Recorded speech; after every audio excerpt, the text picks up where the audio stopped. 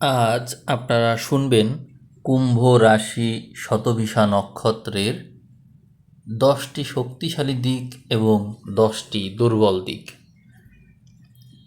আপনাদের এই ভিডিওটি আপনারা পাচ্ছেন এর আগে আগস্ট মাসের যে ভিডিও ছিল সেখানে আপনারা সবচেয়ে বেশি কমেন্ট করেছিলেন, এই জন্য এই ভিডিওটি আমি আপনাদেরকে দিচ্ছি। খুবই জনপ্রিয় ভিডিও, নিজের সম্পর্কে অনেক কিছু জানতে পারবেন। আশা করি ধৈর্য সহকারে দেখবেন। তবে একটি কথা মনে রাখবেন, নিজের শক্তিশালী দিক সম্পর্কে জেনে অহংকারে ফেটে যেমন পড়বেন না, নিজের দুর্বল দিক জানার পরেও এত বেশি দুর্বলতা অনুভব করবেন না। আমি এই ভিডিও দিচ্ছি এই জন্যই যে আমি বিশ্বাস করি যে আপনারা আপনাদের দুর্বলতা এবং শক্তিশালী দিক দুটোকে সমন্বয় করে নতুনভাবে নিজের জীবনকে গড়বেন। আমি শুরু করছি, আপনারা ধৈর্য সহকারে শুনতে থাকুন। বৈদিক জ্যোতিষশাস্ত্র অনুসারে কুম্ভ রাশি শতভিষা নক্ষত্র এই যে একটা সমন্বয়, তা অত্যন্ত রহস্যময়, বুদ্ধিবৃত্তিক এবং দূরদর্শী সমন্বয়। কুম্ভ রাশির অধিপতি হচ্ছে শনি, আর শতভিষা নক্ষত্রের অধিপতি রাহু, আর দেবতা হলো বরুণ দেব। এই নক্ষত্রের প্রতীক হলো শূন্যবৃত্ত, যা অসীম সম্ভাবনায় পরিপূর্ণ, গোপনীয়তা এবং আরোগ্যের নির্দেশক।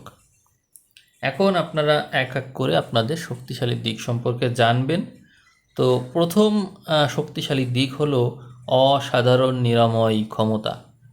কেন? কারণ হচ্ছে, দেখুন আপনাদের নামটা কি, নক্ষত্রের নাম শতভিষা। ভিষক মানে চিকিৎসক, তো শতভিষা মানে হচ্ছে 100 চিকিৎসকের নক্ষত্র।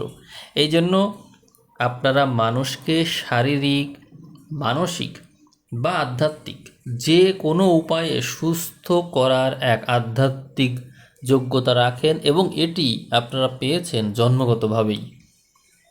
আপনাদের দ্বিতীয় শক্তিশালী দিক হলো গভীর গবেষণামূলক মন। আপনারা যে কোনো বিষয়ের একদম গভীরে গিয়ে সত্য উদ্ঘাটন করতে পারেন। এই জন্য বৈজ্ঞানিক অন্বেষণ, কোনো রিসার্চের কাজ বা জটিল কোনো রহস্যের সমাধান করতে আপনারা সবচেয়ে বেশি সফল হয়ে থাকেন। এই জন্য এই ক্ষেত্রে আপনার সফলতা বেশি পেয়ে থাকেন এবং আপনার এই ক্ষেত্রে ওস্তাদ। তাহলে আপনারা অবশ্যই এই সমস্ত ক্ষেত্রকে কর্মজীবন হিসেবে বেছে নিতে পারেন। এরপরে আপনাদের তৃতীয় শক্তিশালী ক্ষেত্র হলো স্বাধীন ও মৌলিক চিন্তাভাবনা। আপনারা প্রচলিত ধারার বাইরে গিয়ে চিন্তা করতে পারেন। আপনাদের আইডিয়াগুলো হচ্ছে সম্পূর্ণভাবে ইউনিক, মৌলিক চিন্তাধারা এবং সমাজ সংস্কারে খুব ভূমিকা রাখে। অর্থাৎ 8-10 জন যেভাবে চিন্তা করছে আপনি ওইভাবে চিন্তা করছেন না। একটা সমস্যার সমাধান আপনি করছেন, কিন্তু আপনার এই আইডিয়াটা একেবারেই ভিন্ন, এবং সেটা নিয়ে কখনো কেউ চিন্তাও করেনি যে এটা এভাবে হতে পারে। এটাই হচ্ছে আপনার শক্তিশালী দিক। চতুর্থ শক্তিশালী দিক হলো প্রখর দূরদর্শিতা। রাহু এবং শনির প্রভাবে আপনারা ভবিষ্যৎকে আন্দাজ করতে পারেন। ভবিষ্যতের ট্রেন্ড বা ঘটনা কোন দিকে যেতে পারে তা আন্দাজ করতে পারেন। তাস খেলার সময় কার কাছে কি থাকতে পারে সেই বিষয়ে আন্দাজ করতে পারা। তারপর হচ্ছে শেয়ার বাজারের ওঠানামা আন্দাজ করতে পারা, মার্কেট ট্রেন্ড আন্দাজ করতে পারে, এরকম নানান কিছু আন্দাজ করতে পারেন। এমনকি মানুষের মুখ দেখে, তার আচার আচরণ দেখে আপনারা বুঝতে পারেন যে এই ব্যক্তিটা কোন ধাঁচের হতে পারে। এটা কিন্তু আপনাদের মধ্যে আছে। আপনাদের পঞ্চম শক্তিশালী দিক হলো উচ্চ বুদ্ধিমত্তা ও যৌক্তিকতা। আবেগ দ্বারা আপনারা চালিত হন না, বরং যে কোনো পরিস্থিতি ঠান্ডা মাথায় বিশ্লেষণ করেন এবং নিখুঁত যুক্তির সাহায্যে তা বিশ্লেষণ করে সিদ্ধান্ত উপনীত হন। এই জন্য আপনারা যখন কোনো কিছু বিশ্লেষণ করে সিদ্ধান্তে পৌঁছান, তা অনেক অনেক বেশি শক্তিশালী হয়ে থাকে এবং তা চূড়ান্ত রূপ নেয়, এবং আপনাদের কথা ওভারটেক করে অন্য সিদ্ধান্ত নেওয়া খুব মুশকিল কাজ হয়, কারণ আপনারা সবসময় সঠিকভাবেই বিশ্লেষণ করে থাকেন।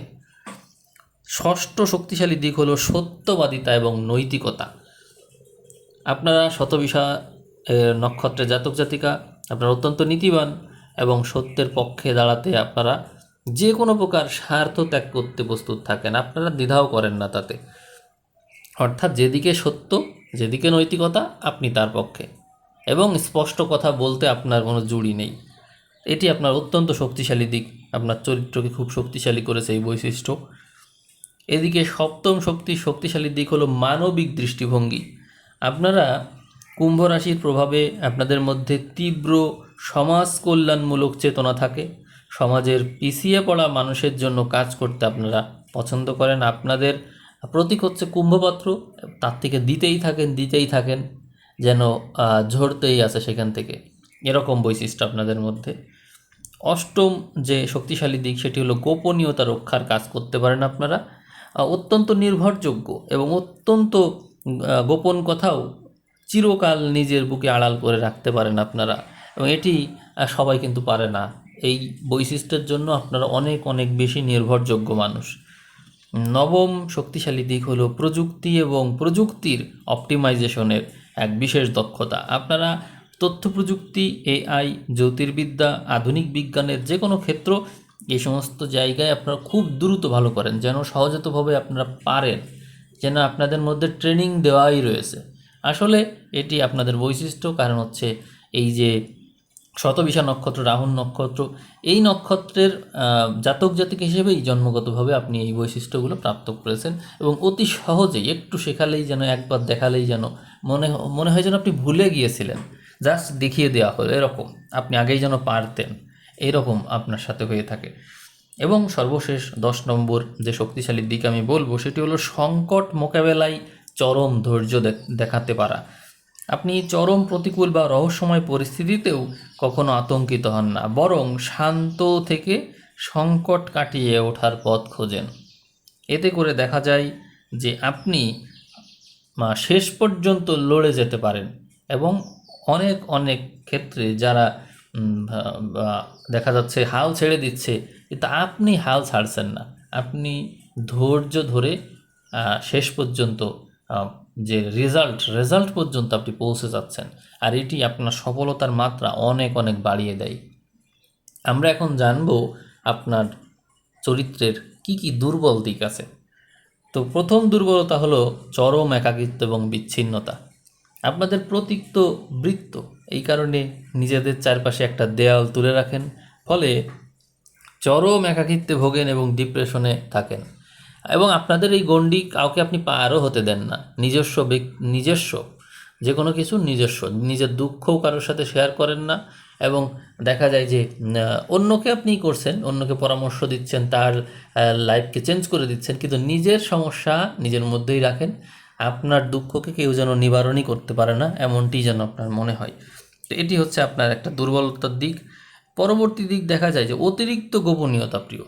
হ্যাঁ, আপনি অন্যের কথা গোপন করে রাখতে পারেন, কিন্তু নিজের অনুভূতি বা পরিকল্পনা পরিবারের সাথেও শেয়ার না করার কারণে প্রিয়জনদের সাথে দূরত্ব আর ভুল বোঝাবুঝির সৃষ্টি হয়। তৃতীয় দুর্বলতা হলো আবেগহীন আচরণ এবং উদাসীনতা। সম্পর্কের ক্ষেত্রে আপনারা অনেক সময় ভীষণ ঠান্ডা এবং আবেগহীন আচরণ করেন, যা সঙ্গীকে অনিরাপদ বোধ করায়। পরবর্তীতে চতুর্থ যে দুর্বলতা দেখতে পাই সেটি হলো অনমনীয়তা এবং একগুঁয়েমি। নিজের সিদ্ধান্ত বা মতামতের বাইরে গিয়ে সহজে কারোর কথা শুনতে চান না, এবং চরম একগুঁয়ে স্বভাবের হয়ে থাকেন। পঞ্চম দুর্বলতার কথা বলবো সেটি হলো তিক্ত এবং স্পষ্টভাষী। সত্য বলতে গিয়ে আপনার অনেক সময় চরম রূঢ় ও তিক্ত কথা বলে ফেলেন, যা অন্যের মনে গভীর আঘাত দেয়। ষষ্ঠ দুর্বলতা হলো অতিরিক্ত সন্দেহ প্রবণতা। রাহু আর বরুণের প্রভাবে আপনাদের মধ্যে এমন এক অবস্থা রয়েছে যাতে আপনার মানুষকে সহজে বিশ্বাসই করতে পারেন না, সবাইকে সন্দেহের চোখে দেখেন। এরপরে সপ্তম দুর্বলতা হলো মানসিক অস্থিরতা এবং ওভার থিঙ্কিং। মনের ভিতর সারাক্ষণ নানান চিন্তার ঝড় চলে, এবং অনিদ্রা, উৎকণ্ঠা বা মেন্টাল যে একটা অ্যাগনি আছে সেটাতে ভোগেন। মানসিক অশান্তিতে আপনারা ভুগবেনই, অনেক সময় ঘুমও ঠিক মতো হয় না আপনাদের। অষ্টম দুর্বলতা হলো পারিবারিক সুখের অভাব। আত্মীয় ভাই বোনদের সাহায্য করলেও দেখা যায় যে তারা পারিবারিক আর দাম্পত্য জীবনে প্রায়ই ভুল বোঝাবুঝি এবং অস্থিরতা এগুলো চলে আসে, এবং তাদের সাথে আপনার সম্পর্কের একটা দূরত্ব থেকেই যায়। এজন্য পারিবারিক জীবনে আপনি খুব বেশি শান্তি পান না। নবম যে দুর্বলতা রয়েছে সেটি হলো অপ্রত্যাশিত খামখেয়ালিপনা। শনি রাহুর প্রভাবে কখনো কখনো আপনারা নিয়ম কানুনের তোয়াক্কা করেন না, ফলে চরম খামখেয়ালিপনা আর বিদ্রোহী আচরণ করে থাকেন আপনারা। দশম দুর্বলতা সেটি হলো স্বাস্থ্যগত সংবেদনশীলতা। আপনারা রক্ত সঞ্চালন প্রক্রিয়া, তারপরে পায়ের গোড়ালি, ইউরিনারি ট্র্যাক্ট, স্নায়ুতন্ত্র, এই সমস্ত বিষয় নিয়ে দুর্বলতায় ভোগেন এবং রোগব্যাধিগুলো মূলত এই দিক থেকেই বেশি আসে। এখন আমরা সমাধান, প্রতিকার আর পরামর্শ নিয়ে একটু আলোচনা করে ফেলি। এখানে আপনি বরুণ দেবের উপাসনা করতে পারেন, যেহেতু নক্ষত্রের দেবতা বরুণ। সেক্ষেত্রে প্রতিদিন সকালে বা সন্ধ্যায় জলাশয়ের কাছে গিয়ে বা শিবলিঙ্গে জল অর্পণ করার সময় ওম মন্ত্র বা বরুণ মন্ত্র স্মরণ করা অত্যন্ত শুভ। তবে সবার জন্য তো সম্ভব নয়, এই জন্য আপনারা জলাশয়ের কাছে যেতে পারেন বা জলাশয়কে দর্শন করা বা বরুণ দেবতার মন্ত্র শোনা, ওম মন্ত্র শোনা, এগুলো শুনতে পারেন। বাসায় শিবলিঙ্গ রাখতে পারেন, এগুলো করা যেতে পারে।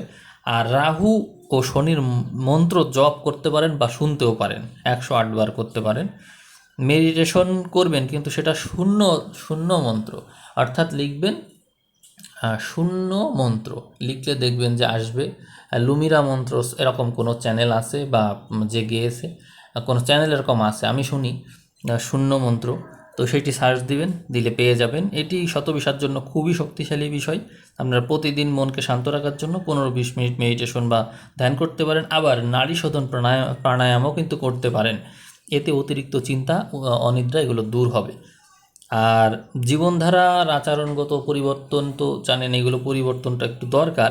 তো সেক্ষেত্রে যোগাযোগের জড়তা দূর করতে পারেন। নিজের মনের কথা, কষ্টের কথা, পরিকল্পনা অন্তত 2 থেকে 3 জন বিশ্বস্ত মানুষের সাথে শেয়ার করতে পারেন। একা থাকার প্রবণতা কমবে। আমি এক্ষেত্রে আপনাকে বলবো যে আপনি নরম ও মিষ্টি ভাষা ব্যবহার করার চেষ্টা করুন।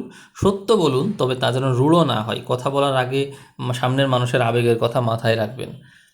সমাজসেবা করতে পারেন, দান করতে পারেন কোনো হাসপাতাল, তারপরে আছে নিরাময় কেন্দ্র বা অনাথ আশ্রমে ওষুধ দেওয়া, কালো তিল দেওয়া বা আর্থিক সাহায্য প্রদান করা। এগুলো রাহুর নেতিবাচকতা কাটায়, আবার আর্থিক শান্তিও মেলে। সেক্ষেত্রে আপনারা পাখির জন্য খাবার রাখতে পারেন।